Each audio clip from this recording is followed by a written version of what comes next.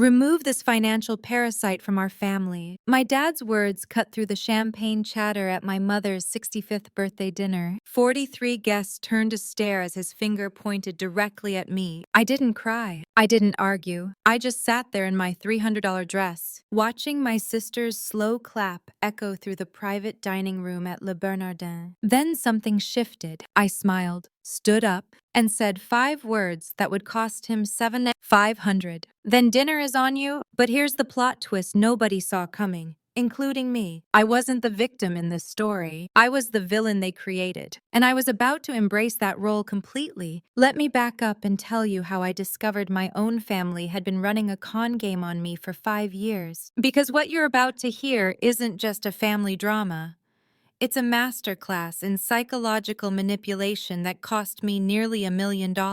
I'm Hallie. I'm 34, and until 3 months ago, I was the family ATM. Not the daughter, not the sister, the ATM. You know what the difference is? An ATM doesn't have feelings, doesn't have dreams, and definitely does not have boundaries. It just spits out money when you need it. 24/7, no questions asked. My older brother Marcus, he's 38, drives a $95 Zozend BM M5, owns 2 rental properties in downtown Seattle, worth $1, $2 million each, but somehow needs me to pay his kids' private school tuition. That's $18,000 per semester. By the way, per kid. He has 3 kids. Do the math.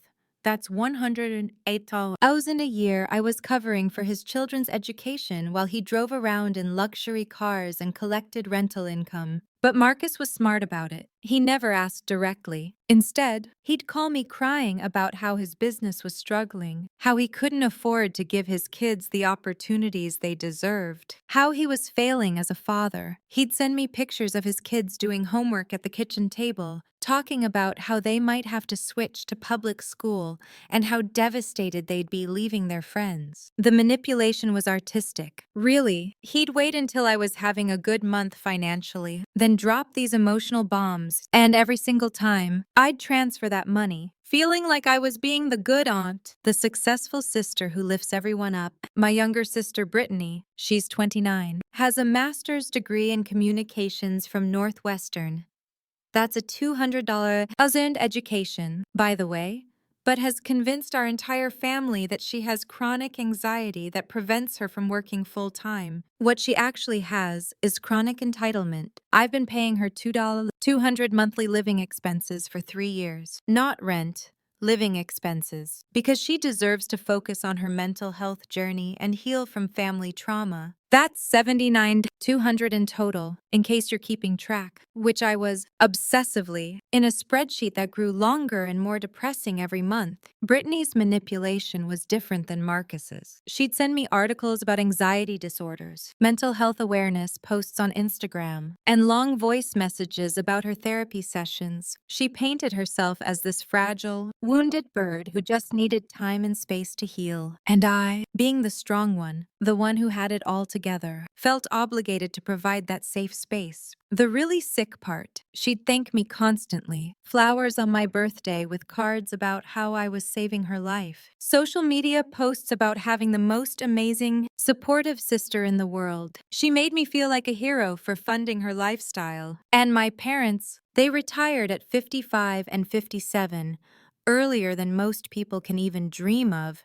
Bought an $800 thousand lake house in Lake Chelan, and somehow I became responsible for their property taxes, homeowners insurance, monthly maintenance fees, and what they called unexpected expenses. Last year alone, I paid $47,000 in various costs for their retirement paradise. Their manipulation was the most sophisticated of all. They never asked for money directly. Instead, they'd mention financial stress in passing. Oh, the property taxes went up again this year. The insurance company is being difficult about the storm damage. We might have to sell the lake house if these expenses keep piling up. They'd say it with such resignation, such quiet disappointment, that I'd immediately offer to help, and they'd resist at first, "Oh no, honey, we couldn't ask you to do that," before reluctantly accepting my generous offer to handle it. Because I'm successful and don't have kids to worry about, and probably don't even notice that kind of money. That last one used to make me laugh. Not notice 47,000. I noticed every single dollar leaving my account to fund their early retirement while I worked 60-hour weeks building my marketing consulting business. But here's what really happened that night, and why it's about to blow your mind. 3 weeks before my mother's birthday, I hired a private investigator. Yes, you heard that right. I spent $3 to investigate my own family because something wasn't adding up. How are they simultaneously broke enough to need my money, but wealthy enough to post vacation photos from Bali, Dubai, and Costa Rica every other month? The cognitive dissonance was eating me alive. I'd transfer $18,000 for Marcus's kids' tuition on Monday, then see him posting Instagram stories from a $500 a night resort in Cabo on Friday. I'd pay Brittany's $200 monthly expenses, then watch her unbox luxury skincare products in her TikTok videos. I'd cover my parents' emergency home repairs, then see them dining at $300 per person restaurants in their vacation photos. When I finally voiced these concerns to them, they had explanations for everything. Marcus's vacation was paid for by a client as a business expense. Brittany's luxury products were gifts from sponsors for her lifestyle influencer work. My parents' expensive dinners were special occasions they'd been saving up for. The explanations were always plausible enough to make me feel guilty for questioning them. Who was I to audit my family's spending? Who was I to be suspicious of people I loved? But the private investigator didn't have those emotional complications. The PI's report landed on my desk on a Tuesday afternoon, and I literally threw up after reading it. Marcus's struggling real estate business, it generated $340,000 in profit last year. His rental properties were bringing in $8 monthly in combined income. His BMW paid in full. His mortgage almost paid off. Brittany's anxiety disorder that prevented her from working. She's been working under an alias as a social media manager for luxury brands, making $85,000 annually. Her therapy bills that I was helping cover, she hasn't seen a therapist in over a year. Her chronic anxiety, apparently not severe enough to prevent her from running a successful business or traveling internationally twice a month. My parents' fixed income retirement. They have over $3 million in various investment accounts, plus the rental income from 3 properties I didn't even know they owned. They're struggling with property taxes. Those taxes were less than 2% of their annual investment returns. They weren't broke. They were playing broke. And I was the mark in the longest con game in family history. I sat in my office that Tuesday afternoon, staring at page after page of financial documents, bank statements, and business records, feeling like the biggest fool who ever lived. For 5 years, I'd been funding their luxury lifestyles while sacrificing my own financial goals, my own dreams, my own future. That night, I calculated the total damage. $847,000 I'd given to millionaires who were pretending to be poor. $847,000 that could have been my down payment on a house, my emergency fund, my retirement savings, my freedom. That's when I decided to throw the most expensive family dinner in restaurant history. I called my mom the next morning and told her I wanted to celebrate her birthday properly this year. I suggested Le Bernardin, that Michelin 3-star restaurant in New York, where dinner costs more than most people's monthly salary. She was thrilled. Of course she was. She thought she was getting another free luxury experience courtesy of her generous daughter. But here's where it gets interesting. I didn't just make a reservation for our immediate family. I invited everyone. Every cousin, every aunt and uncle, every family friend who'd ever benefited from my generosity over the years, every person who'd watched me pick up check after check while never offering to contribute, every person who'd made comments about how lucky I was to be so successful and generous. I rented out the private dining room. I pre-ordered the chef's tasting menu with wine pairings for 43 people. I specifically requested their most expensive options. The $200 per person menu with the $150 wine pairing. I even added premium supplements, the $75 white truffle course, the $95 Wagyu beef upgrade, the $65 caviar appetizer. The total, $7,500. And I made sure to tell the restaurant manager, very clearly, that my father would be handling the payment at the end of the evening. The night arrived, and everyone came dressed to the nines. Phones ready for the perfect Instagram content. Designer dresses, expensive jewelry, luxury handbags, all funded, directly or indirectly, by money that had flowed from my bank account to theirs over the years. The champagne was flowing. Dom Perignon, because I'd specifically requested the premium option. The food was extraordinary, each course more elaborate and expensive than the last. And my family was performing their greatest hits. Marcus complained about cash flow issues while wearing a 3D Rolex Submariner. Brittany mentioned her therapy bills while sporting fresh lip fillers that cost more than most people make in a week. My parents discussed how tight their budget was while planning their next cruise to the Mediterranean. I sat quietly through 6 courses, watching them perform poverty while living in luxury, all funded by my guilt and their Oscar-worthy manipulation. I smiled and nodded as they talked about their struggles, their sacrifices, their gratitude for family support. I was documenting everything, every lie, every performance, every contradiction between their words and their lifestyle, because I knew this was going to be the last act of their elaborate play, and I wanted to remember every detail. Then came dessert, and my father stood up for his traditional birthday speech. Family, he began, raising his glass of 300 per bottle wine, is about supporting each other through thick and thin. It's about sacrifice and understanding that some of us are more blessed than others. He was looking directly at me when he said blessed, and I almost laughed at the irony. But tonight, he continued, I want to talk about boundaries, about understanding when someone has become a burden rather than a blessing. My heart started racing. This wasn't the usual script of gratitude and family bonds. Some people, he said, turning to face me completely, think that just because they have money, they can buy their way into relevance. They think financial contributions make them indispensable. The room was getting uncomfortable now. A few cousins were looking at their phones, sensing drama approaching like a storm front. But the truth is, my father's voice was getting louder, carrying across the private dining room. When someone uses money to control and manipulate family dynamics, they become a parasite. A financial parasite that needs to be removed. He pointed directly at me, his finger steady and accusatory. And tonight, we're removing this financial parasite from our family. The silence was deafening. 43 people staring at me, waiting for my reaction to this public execution. Then Brittany started slow clapping, a sound that echoed off the restaurant's walls like gunshots. Finally, she said, loud enough for everyone to hear, maybe now we can have honest relationships instead of guilt-based transactions.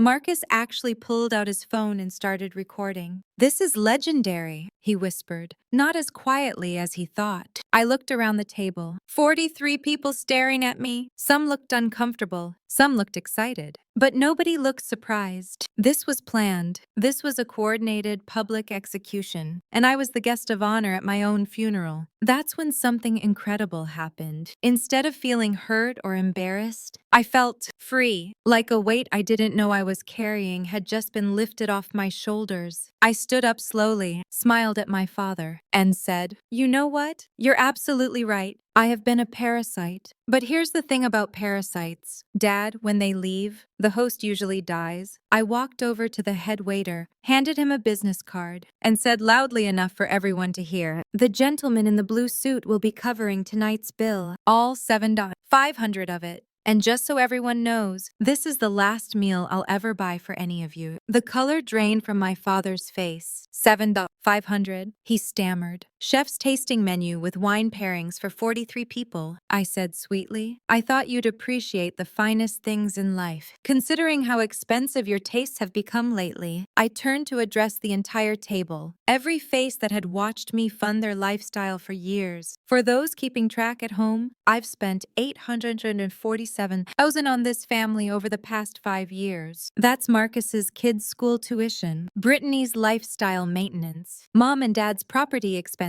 and about 200 dinners exactly like this one. But don't worry, that was the last penny you'll ever see from this particular parasite. The room erupted. Marcus was panicking about the bill. Brittany was crying about her anxiety being triggered. And my parents were frantically trying to figure out if their credit cards could handle a 7,500 charge. The cousins and family friends were pulling out their phones, some filming, some frantically texting, all of them realizing their free meal ticket had just expired. I grabbed my purse and headed for the door, but not before delivering my final line. Oh, and Marcus, your kid's tuition payment that was supposed to process tomorrow. I canceled it an hour ago. Brittany, your monthly allowance, also canceled. Mom and Dad, those property taxes due next week. Good luck. I walked out to the sound of absolute chaos behind me. But this is where the story gets really interesting, because what happened next proved that I wasn't just walking away from toxic family members.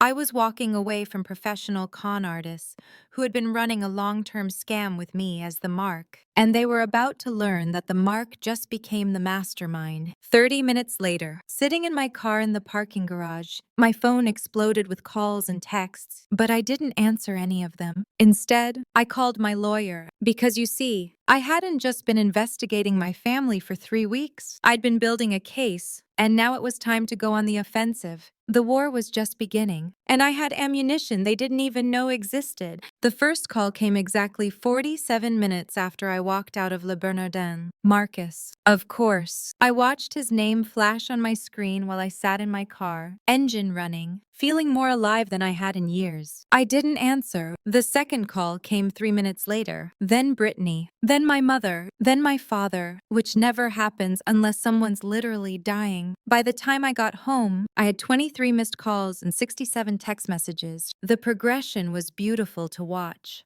like watching a carefully constructed house of cards collapse in slow motion. Marcus started with denial. There's no way you actually canceled the tuition payment. The kid's school year depends on this. Then came bargaining. Look, we can work this out. Maybe we got carried away tonight, but we're family. Family doesn't abandon each other over money. Brittany went straight to emotional manipulation. My anxiety is through the roof right now. I can't believe you'd trigger my mental health issues like this. I thought you cared about my healing journey. And my parents, they tried the guilt approach. We're so disappointed in you. Hallie, this isn't the daughter we raised. We taught you better than this. I turned off my phone and poured myself a glass of wine. A $200 bottle I'd been saving for a special occasion. Turns out, burning your entire family's financial safety net to the ground was pretty special. But here's what they didn't know yet. The dinner was just the opening act. The next morning, I called my lawyer, Richard Chen. I'd been working with him for months, ever since the private investigator's report landed on my desk. What I'd told my family about building a case wasn't an exaggeration. I'd been building multiple cases. Richard, it's time for phase 2, I said. Are you sure about this? Hallie, once we file these documents, there's no going back. I looked at my phone, which had accumulated another 43 missed calls overnight. I've never been more sure of anything in my life. You see, while my family was busy planning my public execution at Le Bernardin, I was busy discovering just how deep their deception went. The private investigator was just the beginning. I'd also hired a forensic accountant, a tax attorney, and a specialist in financial fraud, because what I'd uncovered wasn't just lying about their wealth. It was systematic tax evasion, fraudulent business practices, and what my lawyers called a pattern of financial crimes spanning multiple years. Marcus's struggling real estate business. He'd been reporting massive losses to the IRS while actually generating hundreds of thousands in profit. That's called tax fraud. And it's a federal crime. The rental properties I didn't know about. He'd been collecting cash rent and not reporting it. Another federal crime. Brittany's anxiety disorder that prevented her from working. She'd been collecting disability benefits while secretly earning $85,000 annually under an alias. That's disability fraud, also a federal crime. Her therapy bills I'd been helping with. She'd been submitting fake receipts to her insurance company for reimbursement. Insurance fraud. Seeing a pattern here. My parents' fixed income retirement. They'd been hiding millions in offshore accounts while claiming poverty to avoid supporting themselves. But more importantly, they'd been claiming me as a dependent on their taxes for the past 3 years, saying I lived with them and they provided more than half my support. Tax fraud on multiple levels. The forensic accountant estimated that between all of them, they'd evaded approximately $340,000 in federal taxes over the past 5 years. Not exactly the struggling family they'd been pretending to be. So that morning, after the most expensive dinner in family history, I did something that would make that $7 500 bill look like pocket change. I turned them into the IRS. All of them, with documentation, bank records, business filings, social media posts showing their real lifestyle, photographs of undeclared assets, and a detailed timeline of their fraudulent activities compiled by my team of professionals. But I didn't stop there. I also filed reports with the Department of Social Services about Brittany's disability fraud, submitted evidence to the state insurance commissioner about her fake therapy claims, and provided information to the FBI's Financial Crimes Division about Marcus's pattern of unreported income. Then I went nuclear. I posted everything on social media, not the tax fraud evidence, that would be illegal, but everything else, screenshots of the private investigator's report, photos of their luxury lifestyle, detailed breakdowns of every dollar I'd given them over 5 years, side-by-side comparisons of their claims of poverty versus their actual wealth. I created a thread on Twitter that went viral within hours. How my family scammed me out of $847 by pretending to be poor while secretly being millionaires. A thread. The first tweet got 50,000 retweets in 6 hours. The engagement was insane. People were sharing their own stories of family financial abuse. Financial Parasite started trending. Someone even made TikToks using audio clips from my Twitter thread. But the real masterpiece was what I did next. I sent copies of everything. And I mean everything. To every single person who'd been at that dinner. All 43 guests received a beautifully formatted PDF document titled The Real Story Behind Last Night's Performance. It included the private investigator's complete report, 5 years of financial records showing the money I'd given them, evidence of their actual wealth and income, screenshots of their social media posts from luxury vacations, a detailed timeline of their lies and manipulation tactics, and my personal favorite, a spreadsheet calculating exactly how much each extended family member had benefited from my generosity over the years. Cousin Jennifer, who'd laughed the loudest when my father called me a parasite, she'd benefited from 23 days worth of family vacations and events I'd funded. Uncle Robert, who'd joined in the slow clapping, his daughter's wedding reception that I'd secretly helped pay for, had cost me $15,000. I included a note. Since everyone seemed so entertained by my public humiliation last night, I thought you might enjoy seeing the full picture of who the real parasites have been in this family. The response was immediate and devastating. My phone started ringing again, but this time it wasn't just my immediate family. Cousins, aunts, uncles, family friends.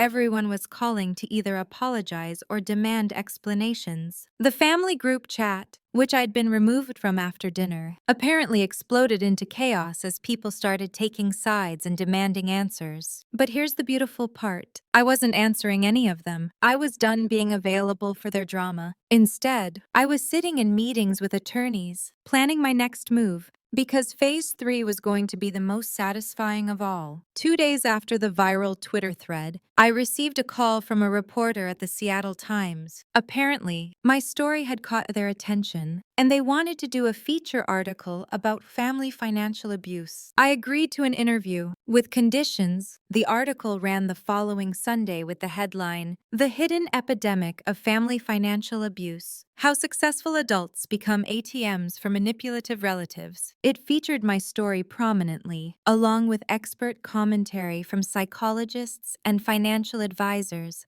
about the psychological tactics families use to manipulate generous members. The article was picked up by national media. I did interviews with CNN, Good Morning America, and a podcast that reached 2 million listeners. I became the unofficial spokesperson for people who'd been financially abused by their own families. And the irony, I was making money from telling my story, speaking fees, book deal inquiries, consulting opportunities with financial institutions who wanted to understand family fraud patterns. The family that had stolen nearly $1 million from me was now unwittingly launching my new career as an expert on family financial manipulation. But the real satisfaction came from what happened to them. Marcus received an IRS audit notice exactly 1 week after my Twitter thread went viral. Turns out, when you're reported for tax fraud with detailed documentation, the government takes it seriously. His business accounts were frozen pending investigation. The BMW was repossessed when he couldn't make payments without access to his cash flow. His wife Emma filed for separation, taking the kids and moving in with her parents. The private school tuition I'd been paying, due immediately when my payments stopped. Marcus couldn't cover it with his accounts frozen, so his kids had to transfer to public school mid-semester. The same scenario he'd used to manipulate me for years had finally become reality, except this time it was his own fault. Brittany's disability benefits were suspended pending investigation. Her secret social media management business was exposed when my evidence reached the right agencies. She lost her biggest clients when they discovered she'd been operating under fraudulent credentials. The apartment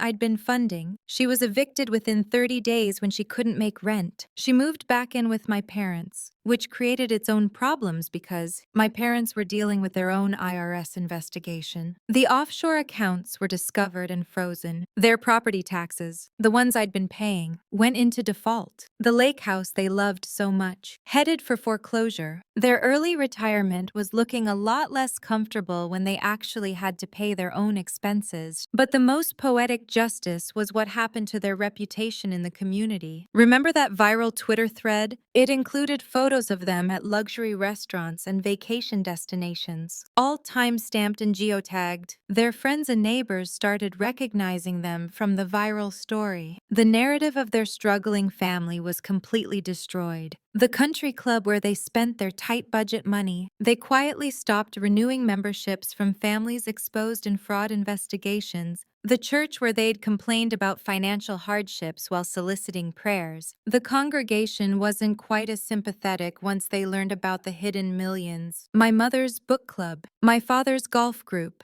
their entire social circle.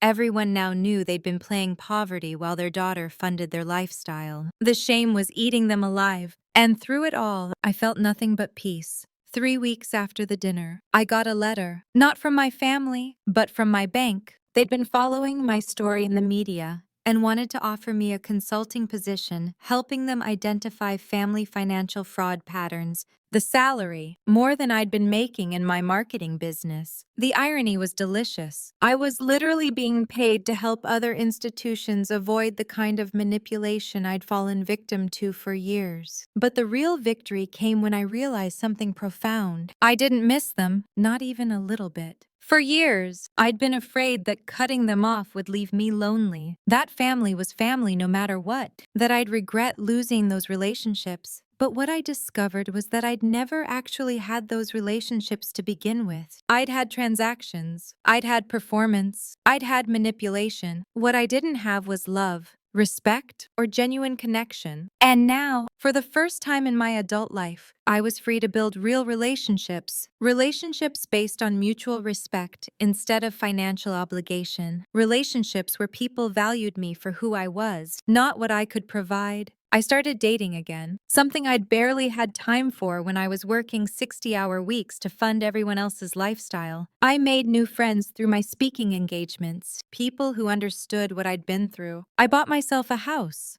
the first major purchase I'd made for myself in years. And every morning, I woke up to silence. No emergency calls about rent money, no guilt trips about medical bills, no manipulative stories about struggling children or unexpected expenses, just peace. But my family wasn't quite ready to accept their new reality. They were about to make one final, desperate attempt to regain control. And when they did, I was going to show them just how completely the tables had turned. Because the woman who'd walked out of Le Bernardin that night wasn't the same woman they'd been manipulating for years. She was someone new, someone who'd learned to fight back. Their last desperate move came exactly 6 weeks after the Le Bernardin dinner, and it was so pathetically predictable that I almost felt sorry for them. Almost. I was in my new office, yes. I'd gotten that consulting job with the bank, and they'd given me a corner office with a view of the Seattle waterfront.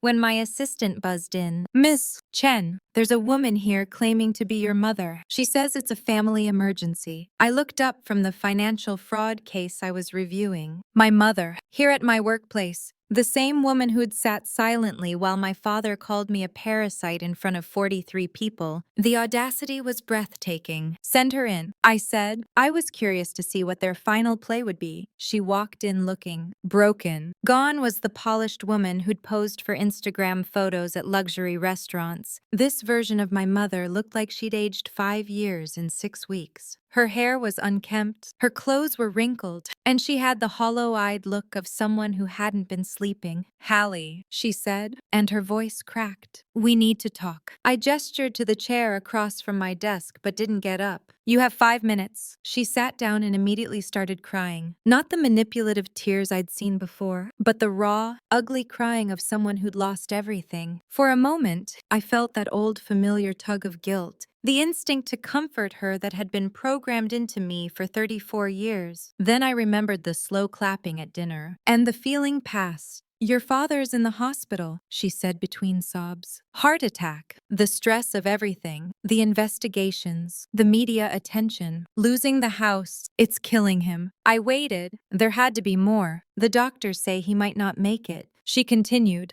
"He keeps asking for you. He wants to apologize, wants to make things right before." She couldn't finish the sentence, but she didn't need to. This was it. This was their nuclear option, the ultimate guilt trip. "Come back to us or your father dies, and it'll be your fault." It was brilliant, really. For 34 years, this approach had worked perfectly. Family emergency equals Hallie drops everything and comes running with her checkbook and her forgiveness. But I wasn't that person anymore. "I'm sorry to hear about Dad's health," I said, and I meant it. Despite everything, I didn't want him to die. "But I'm not coming to the hospital, and I'm not dropping the investigations." Her face went white. "Hallie, he's your father. How can you be so cold?" "The same way he was cold when he called me a parasite in front of a room full of people," I replied calmly. "The same way you were cold when you sat there and said nothing. The same way Marcus was cold when he recorded it for his entertainment. The same way Brittany was cold when she slow-clapped my humiliation." "We were wrong," she said desperately. "We know that now. We're sorry. We're all sorry. But this could be your last chance to forgive him, to forgive us. Don't let pride destroy our family." Pride. That's what she thought this was about. Pride. "Mom," I said, leaning forward, "let me explain something to you. This isn't about pride. This isn't about anger. This isn't even about the money, though $847,000 is nothing to sneeze at." I opened my laptop and turned it toward her. On the screen was a video call with 3 faces I knew she'd recognize. 2 cousins and a family friend who'd all been at the dinner. "Hi, Mrs. Thompson," one of them said. "We wanted to be here for this conversation." My mother's face went from white to green. "What is this?" "This," I said, "is accountability. See, while you've been dealing with your legal problems, I've been busy. I've been talking to everyone who was at that dinner, everyone who watched you and Dad plan my public humiliation, everyone who knew what was coming." I clicked to another screen showing a group text chain. "This is the family group chat from the night before the dinner. The one where you all discussed how you were going to finally put Hallie in her place and teach her that money doesn't buy respect." Her eyes widened. She'd forgotten that her sister Jennifer had screenshot the conversation and sent it to me weeks ago, along with an apology. And this, I continued, opening another window, is the family meeting you held 3 weeks before the dinner, where you all agreed that I'd become too big for my britches and needed to be knocked down a peg. Marcus recorded it, thinking it was funny. Turns out, when people are facing federal charges, they become very cooperative about sharing evidence. I had more, so much more, audio recordings of conversations where they'd laughed about how easy I was to manipulate, text messages where they'd referred to me as their personal ATM and joked about how I was too stupid to see what was happening, screenshots of social media posts where they'd mocked my generosity behind my back. You see, Mom, what you're calling pride is actually self-respect, and what you're calling a family is actually a criminal enterprise that I've been funding for 5 years. The cousins on the video call were nodding. One of them spoke up. Mrs. Thompson, we've all given statements to Hallie's attorneys about the planning, about the conversations we witnessed, about how you treated her. My mother looked around the room desperately, like she was searching for an escape route. But he's dying. Doesn't that matter to you? Of course it matters, I said. That's why I've already arranged for the best cardiac surgeon in Seattle to consult on his case. I've also ensured that his medical bills will be covered, regardless of the outcome of the federal investigations. She stared at me. You, what? I called the hospital this morning, I said, before you even got here. See, unlike you, I don't use family medical emergencies as manipulation tactics. I handle them. I slid a document across my desk. This is a medical power of attorney that transfers all decisions about Dad's care to a neutral party, his brother, Uncle Mike. It also includes a restraining order, preventing any of you from using his condition to contact me or manipulate me. Her hands shook as she picked up the document. You can't do this. I can, and I have. The court approved it this morning. She was crying again. But this time it was different. This was the crying of someone who just realized they'd lost their last card. But there's more, I said, because I wasn't done. Not even close. I turned my laptop screen back around and opened a new presentation. While you've been focused on Dad's health crisis, I've been busy with something else. See, all those media interviews I did, all that expertise I developed in family financial fraud. It turns out there's a market for that. I clicked to the first slide. A book cover. The Financial Parasite. How to Recognize and Escape. Family Financial Abuse by Hallie Chen. It comes out next month from Random House. Pre-orders are already at 50. And copies. Her mouth fell open. But that's not the best part. I continued, clicking to the next slide. The best part is the foundation I'm starting with the proceeds. The Hallie Chen Foundation for Victims of Family Financial Abuse. We're going to help people identify manipulation tactics, provide legal resources for escaping toxic financial relationships, and educate the public about this hidden form of abuse. I clicked again. Our first major initiative will be a public awareness campaign, featuring real stories from real victims, including, of course, my own story, your story, Marcus's story, Brittany's story, all of it. The color had completely drained from her face. You're going to make money off of us. I'm going to make money helping people avoid becoming victims like I was, I corrected. The irony is beautiful, isn't it? You spent 5 years stealing my money, and now your theft is going to fund a foundation that prevents other families from doing the same thing. I clicked to the final slide. A photo of me shaking hands with the mayor of Seattle. Oh, and the city council voted unanimously to make October Family Financial Abuse Awareness Month. I'll be giving the keynote speech at the launch event. It's going to be televised. She sat in stunned silence for a full minute. Then, quietly, she asked, "What do you want from us?" "Nothing," I said. "Absolutely nothing. I want you to leave me alone. I want you to stop using family emergencies as manipulation tactics. I want you to face the consequences of your actions like adults. And if we do that, if we leave you alone," I leaned back in my chair, "then you get to keep what's left of your dignity. You get to deal with your legal problems privately. You get to rebuild your lives without me actively working against you." She looked confused. "You mean you'd stop?" "I mean I'd stop talking about you specifically. The book is already written. The foundation tuition is already funded. The awareness campaign is already planned. But I wouldn't do any more interviews about your particular case. I wouldn't pursue any additional legal action beyond what's already in motion. It wasn't mercy. It was business. I'd gotten everything I needed from their story. Now I was moving on to help other people. But, I continued,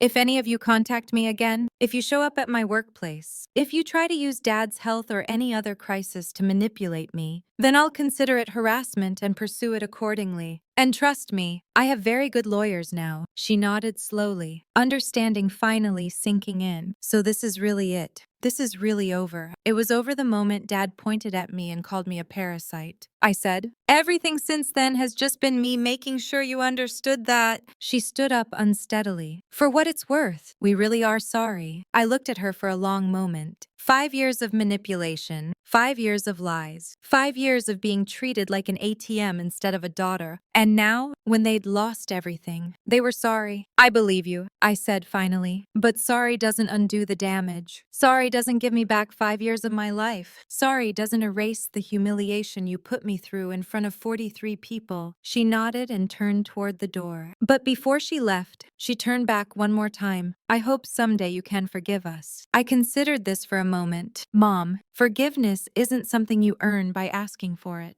It's something that happens when the person you hurt is ready to let go of the pain. Maybe someday I'll be ready for that. But today isn't that day. She left without another word. I sat in my office for a while after she was gone, looking out at the Seattle waterfront, thinking about the conversation. A year ago, that visit would have destroyed me. I would have run to the hospital, checkbook in hand, ready to fix everything and pretend none of it had ever happened. But the woman sitting in this office wasn't the same woman who'd been writing checks for her family's manipulation for 5 years. This woman had boundaries. This woman had self-respect. This woman had learned the difference between love and transaction. My phone buzzed with a text from Jennifer, my cousin who'd become an unexpected ally. Saw your mom leaving your building. Everything okay? I typed back, everything's perfect. The war is finally over. And it was, not because we'd reconciled, not because they'd learned their lesson, but because I'd finally learned mine. I'd learned that walking away from toxicity isn't cruel. It's necessary. I'd learned that forgiveness doesn't require reconciliation. And I'd learned that sometimes the best revenge isn't revenge at all. It's living well. 3 months later, my book hit the New York Times bestseller list. 6 months later, the foundation had helped over 1,000 people escape similar situations. A year later, I was engaged to a wonderful man who loved me for who I was, not what I could provide. And my family, they faded into irrelevance, which was exactly where they belonged. Sometimes people ask me if I regret how things ended, if I wish things had been different, if I miss having a family. The answer is simple. I don't miss having that family, because it was never really a family to begin with. It was a business arrangement disguised as love. But now I have something better. I have chosen family. I have genuine relationships. I have peace. And most importantly, I have myself back. The financial parasite, it turns out, was never me. It was the life I'd been living before I finally learned to say no. That life is over now, and the new one, it's just beginning.